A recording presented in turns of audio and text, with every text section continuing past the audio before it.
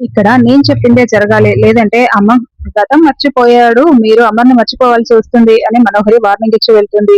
ఏంటి మిస్సమ్మ, ఆ మనోహరి ఆంటీ అన్ని అబద్ధాలు చెప్తుంటే నువ్వెందుకు చూస్తూ సైలెంట్‌గా ఉన్నావు? అదంతా అబద్ధమని నువ్వు నిజం చెప్పొచ్చు కదా! అని పిల్లలందరూ నిలదీస్తూ ఉంటారు.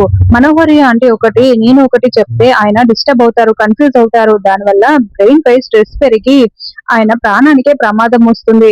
దేనికైనా టైం రావాలి పిల్లలు. ముందు మీరు పైకి వెళ్ళండి అని బాగి చెప్తుంది. ఇక రాథోడైతే అవును మిస్సమ్మ, దేనికైనా టైం కావాలి. కానీ ఎన్ని రోజులని? మనోహరి ఆగడాలు ఎక్కువైపోతున్నాయి.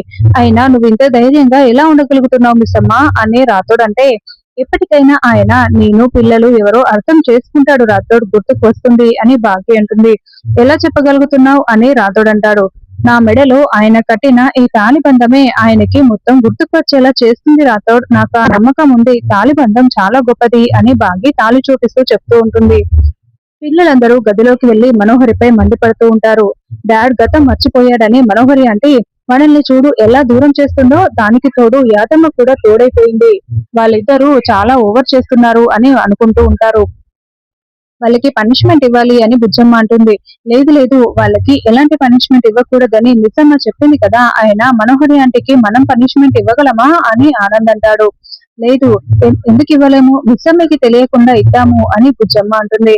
అవునవును, మనం స్కూల్లో పనిష్మెంట్లు ఇస్తూ ఉంటాం కదా, అలాగే ఇప్పుడు మనోహరి ఆంటీతో పాటు ఆ యాదమ్మకి కూడా బుద్ధి చెప్పాలి, పనిష్మెంట్ ఇవ్వాల్సిందే అని అంజు అంటుంది.